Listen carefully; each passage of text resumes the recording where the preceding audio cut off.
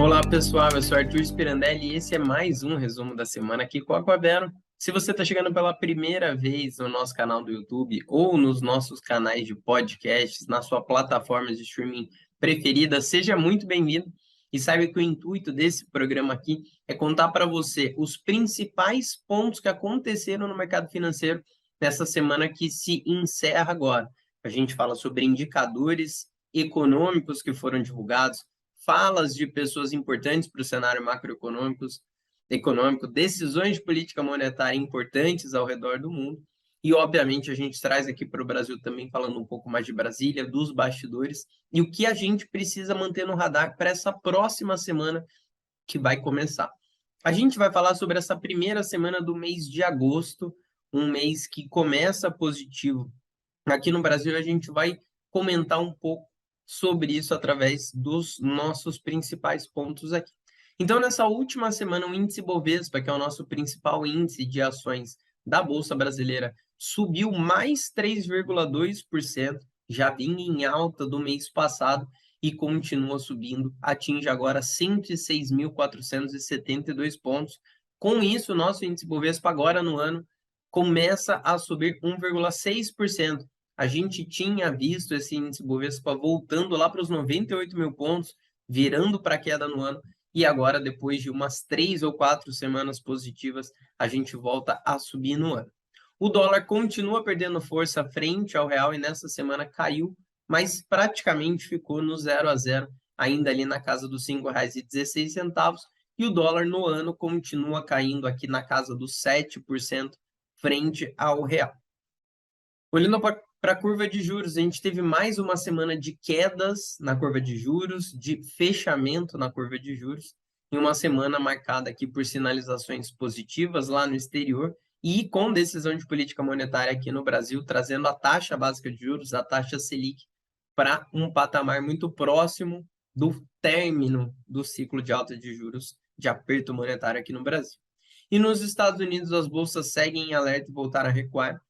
O S&P 500, um dos principais índices de empresas nos Estados Unidos, cai aproximadamente 13% no ano, e o Nasdaq, que é um índice mais composto por empresas de tecnologia, cai aproximadamente 20%.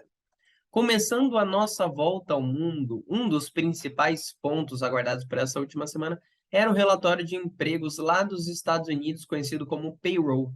Esse relatório serve para trazer um termômetro de como está o mercado de trabalho por lá, e esse fator é super importante para o mundo agora para entender se o mercado de trabalho nos Estados Unidos está aquecido e forte o suficiente para que o Banco Central lá dos Estados Unidos possa fazer apertos maiores. Neste último relatório, o payroll veio acima do esperado pelo mercado, o que afasta marginalmente o risco de recessão por lá.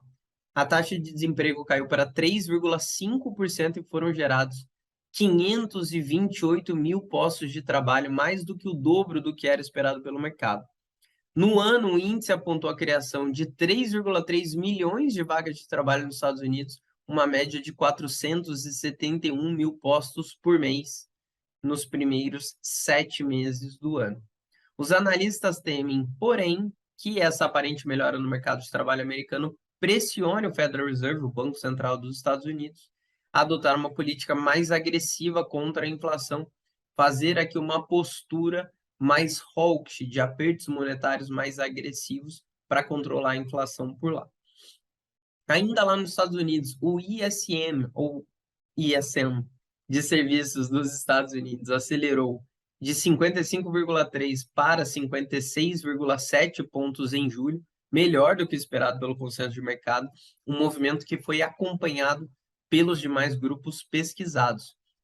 O ISM industrial dos Estados Unidos caiu para 52,8, saindo de 53 em junho, e o mercado projetava 52, lembrando que números acima de 50 significam uma expansão aqui no indicador. Já o PMI industrial ficou estável em 52,7 pontos, contra 52,3 que eram esperados pelo mercado. Então, serviços e indústria lá nos Estados Unidos melhores do que o projetado em números bastante expressivos. No radar macroeconômico, a presidente do Fed de San Francisco, a Mary Daly, afirmou que o Fed, abre aspas, não está nem perto de terminar o combate à inflação mais forte em 4 décadas. E o presidente do Fed de Chicago, o Charles Evans, ele sinalizou que o Fed precisa continuar aumentando as taxas de juros no próximo ano também para manter a inflação controlada, na verdade, para chegar a uma inflação controlada lá nos Estados Unidos. Entre as tensões geopolíticas, a gente voltou a falar sobre isso nessa última semana, a presidente da Câmara dos Estados Unidos, a Nancy Pelosi, ela concluiu a sua visita a Taiwan e disse que os Estados Unidos não irão abandonar o seu compromisso com a ilha. Essa foi a primeira visita de um político americano do alto escalão a Taiwan em 25 anos. Taiwan que tem uma tensão geopolítica histórica com a China, e a China que vem fazendo algumas ameaças, inclusive aos Estados Unidos, por essa visita. Estes serão os capítulos, serão cenas dos próximos capítulos. Essa discussão vai aquecer o noticiário ainda mais nessas próximas semanas. Na zona do euro, o PMI composto caiu para 49,9 pontos em julho, saindo de 52 em junho. Por lá, a taxa de desemprego ficou estável em 6,6% em junho, ante maio, e em linha com o esperado pelo mercado. Na Alemanha, a produção industrial subiu 0,4% em junho, um pouco acima do esperado pelo mercado de 0,3%. E na França, a produção industrial teve alta de 1,4%, bem acima das expectativas de queda de 0,2%. Então, mesmo com uma zona do euro com PMI composto abaixo dos 50, indicando aqui uma retração, alguns outros dados por lá no bloco melhores do que o esperado também. Na Ásia, o PMI Caixin do setor de serviços da China avançou para 55,5 pontos em julho, saindo de 54,5, mostrando aqui um aquecimento do setor de serviços por lá. O governo chinês está injetando 320 bilhões de yuans, o equivalente a 47 bilhões de dólares, em bancos de pequeno e médio porte, para compensar a desaceleração econômica que acontece por lá neste momento. Em julho, também começaram a ser construídos mais de 3 mil projetos de infraestrutura no país, com investimento de 2,4 trilhões de yuans, o equivalente a 355,3 bilhões de dólares, conforme foi publicado pela Reuters. Terminando a nossa volta ao mundo, voltando para o Brasil, essa foi uma semana muito importante.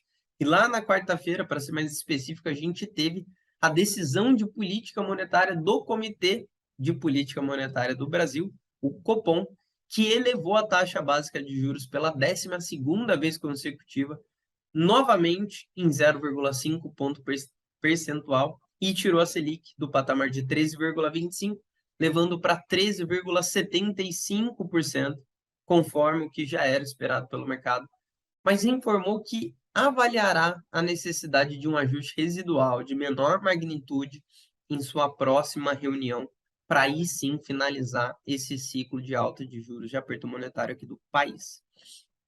Essa linha do comunicado mais específica passou um tom mais dovish ao mercado, ou seja, de que o ciclo de aperto monetário pode, de fato, acabar em setembro e trazer menores preocupações aqui com essas altas de juros para o país. Em Brasília, a Câmara aprovou um projeto que obriga planos de saúde a cobrir tratamentos fora do rol da ANS, Agência Nacional de Saúde, e uma medida provisória que regulamenta o home office e altera regras de auxílio à alimentação.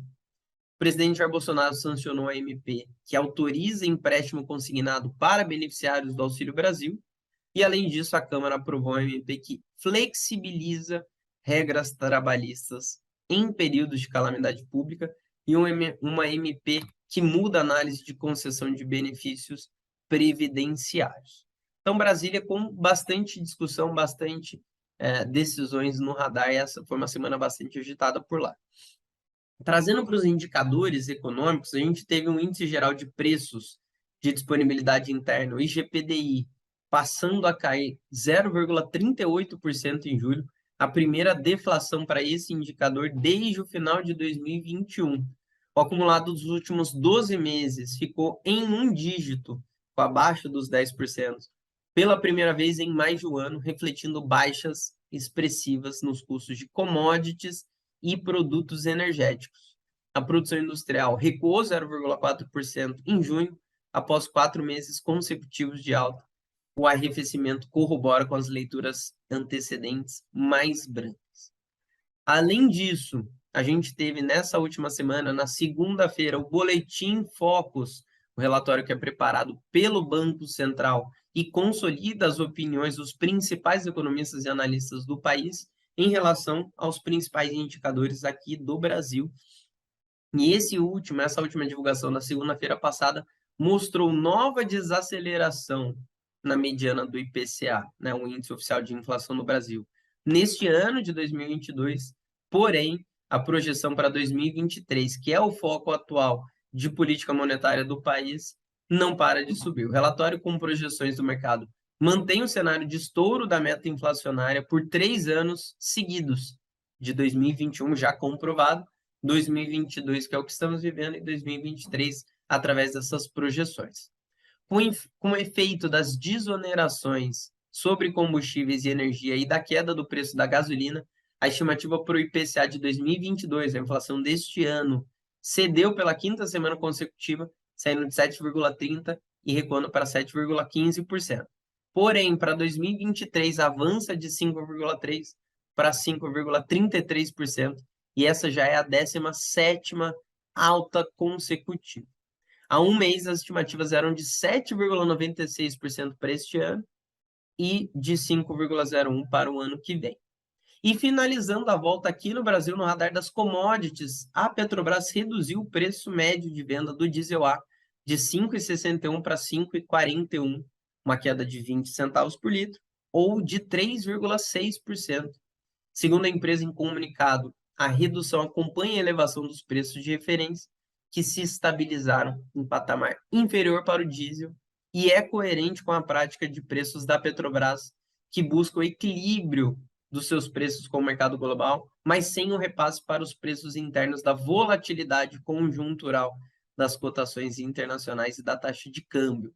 Além disso, ainda em combustíveis, a OPEP+, a organização aqui dos países exportadores de petróleo, produtores exportadores de petróleo, anunciou que aumentará a produção de petróleo em setembro em 100 mil barris por dia.